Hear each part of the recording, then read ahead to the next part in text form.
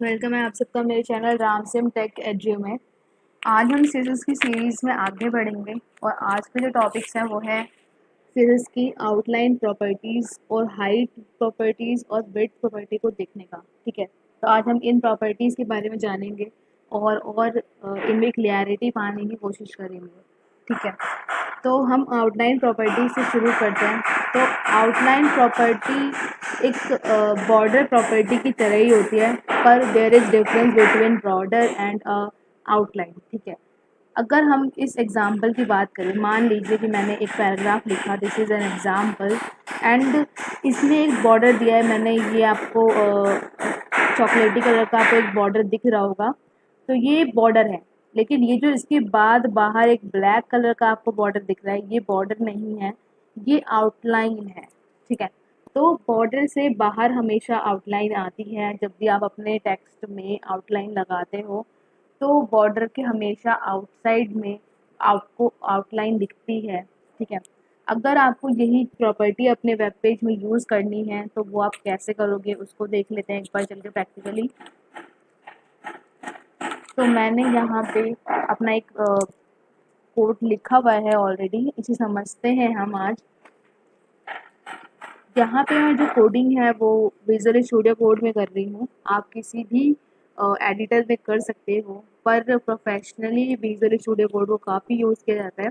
तो हो सके तो इस पे भी आप अपना काम करें, इसको भी अपने यूज़ में लाएं ताकि आगे चल के आपको इसमें कोई प्रॉब्लम ना हो। और काफ़ी ईजी टू यूज़ है विजुअल स्टूडियो कोड, आपको कोई प्रॉब्लम होगी नहीं आगे चल के। पर सेफ साइड के लिए एक बार इसे भी यूज़ करें। तो मैंने अपना कोड इस विजुअल स्टूडियो कोड में लिख लिया है। तो देखिए मैंने यहाँ पे एक हेडिंग बनाई है हेलो एवरीवन करके H1 में। और H1 में मैंने क्या करा, अपना H1 में मैंने एक बॉर्डर दे रखा है जो कि 5 पिक्सल का है और सॉलिड है और रेड कलर का है। इसी में मैंने अपना आउटलाइन भी दिया है जो कि 10 पिक्सल का दिया है, मैंने मोटा दिया है, बॉर्डर से ही मोटा है आपका आउटलाइन। और सॉलिड है, वो भी उसका जो टाइप है सॉलिड है और कलर येलो दिया है मैंने। ठीक है, तो आपको यहाँ पे आपको अपने कोड में वेरिएशन दिखेगी। अब देखते हैं हमारा जो पेज है वो कैसे दिख रहा है। तो यहाँ पे अगर मैं इसे रिफ्रेश करती हूँ तो आपको ये जो हेलो एवरीवन वाला है इसमें बॉर्डर आपको रेड दिख रहा है और आज की जो आउटलाइन है वो येलो दिख रही है। तो काफ़ी मतलब इसमें काफ़ी डिस्टिंक्ट आप कर सकते हो कि बॉर्डर के बाहर हमेशा आपकी आउटलाइन आती है। तो जब भी आप अगर चाहते हो कि आपका जो बॉर्डर है वो डबल बॉर्डर टाइप में आए तो एक आप अपना बॉर्डर लगा लीजिए और एक आउटलाइन लगा लीजिए। ठीक है, तो आई होप कि आपको आउटलाइन प्रॉपर्टी क्लियर हुई होगी। इसके बाद जो हमारा नेक्स्ट टॉपिक हमारा है हाइट एंड विड्थ का, कि हम CSS में अगर हम हाइट और विड्थ प्रॉपर्टी यूज़ कर रहे हैं तो इसका क्या मतलब होता है। ठीक है, तो अगर हम बहुत ही लेमैन लैंग्वेज में समझे कि हाइट एंड विड्थ होता क्या है, तो बहुत ही सिंपल है कि अगर आप मान लीजिए यहाँ पे आपके पास एक इमेज है, जो कि हमारे पास एक इमेज है, तो इस इमेज का जो शेप है मान लीजिए रेक्टेंगल टाइप का है, तो रेक्टेंगल की एक हाइट होगी और एक विड्थ होगी। ठीक है, तो हाइट और विड्थ का सिंपल मतलब ये है कि आपकी जो इमेज है उसकी हाइट कितनी है और उस इमेज की चौड़ाई कितनी है, विड्थ कितनी है। ठीक है, अब इसको आप अपने वेब पेज में CSS में कैसे इम्प्लीमेंट करोगे वो देख लीजिए। इसमें क्या वेरिएशंस आपको मिलने वाली है जो कि CSS प्रोवाइड करता है एज ए स्टाइलिंग, वो देख लीजिए। ठीक है, तो मैंने एक हेडिंग 2 लिखी हुई है, हाउ आर यू लिखा हुआ है, और मैंने अपने इस हेडिंग को एक हाइट और विड्थ दे रखी है। देखिए, अगर आप सिंपली टेक्स्ट लिखते हो और उसमें हाइट एंड विड्थ लिखते हो, आपको ये हाइट एंड विड्थ नहीं दिखने वाली है, क्योंकि आपको सिंपली अपने दिमाग में ये चीज़ रखनी है कि आपको हाइट एंड विड्थ जो है, देखिए ये टेक्स्ट अगर मैं यहाँ पे हाइट एंड विड्थ ना लगाऊं तो भी इतना ही बड़ा आएगा, और हाइट एंड विड्थ लगा रही हूँ तब भी इतना ही बड़ा आ रहा है। ठीक है, अब हाइट एंड विड्थ कर क्या रहा है आपको ये समझने की कोशिश करनी है। तो हाइट एंड विड्थ यहाँ पे सिंपली क्या कर रहा है, हाइट एंड विड्थ जो शेप दे रहा है वो आपके बैकग्राउंड को शेप दे रहा है। ठीक है, अब बैकग्राउंड को वो हाइट एंड विड्थ दे रहा है, लेकिन वो हाइट एंड विड्थ इसलिए नहीं दिख रही क्योंकि आपने अपने बैकग्राउंड में कलर नहीं डाला है। बैकग्राउंड में कलर आ रहा है, वाइट आ रहा है, बाय डिफॉल्ट वाइट आ रहा है और पूरी स्किन भी आपकी वाइट है। तो वो जो वाइट एंड वाइट है वो आपको मर्ज हो रहा है और उसमें आपको हाइट एंड विड्थ क्लियर नहीं हो रही है। ठीक है, अगर आपको क्लियरली हाइट एंड विड्थ देखनी है तो आप अपने बैकग्राउंड में एक कलर डाल दीजिए। मान लीजिए मैंने यहाँ पे एक्वा डाला हुआ है। ठीक है, बैकग्राउंड कलर डाला, अब आपको अपना हाइट एंड विड्थ दिखने वाला है, ये देखिए।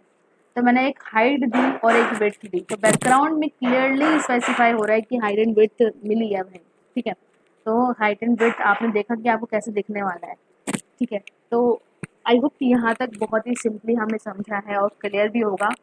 कोई भी डाउट आता है इससे रिलेटेड आप कमेंट सेक्शन में डालिए और उसका आपको जल्दी से जल्दी मैं रिप्लाई करने की कोशिश करूँगी। अब विड्थ में भी हमारे पास बहुत सारे वेरिएशंस हैं, उनको समझने की कोशिश करते हैं। आप विड्थ में अगर आप सिंपली 300 पिक्सल ना दो, कभी कभी मतलब हमारा जो टेक्स्ट है हम नहीं जानते कि यार टेक्स्ट की मतलब क्या विड्थ है। अब वो विड्थ ढूंढने के लिए आप क्या करोगे, आप मतलब तुक्के लगाओगे यार इसकी 300 पिक्सल होगी या फिर 400 पिक्सल होगी, उतनी विड्थ का आप मतलब उसमें बैकग्राउंड नहीं दे पाओगे, मतलब बहुत ही सटीक बैकग्राउंड आप नहीं दे पाओगे, उतनी विड्थ नहीं दे पाओगे।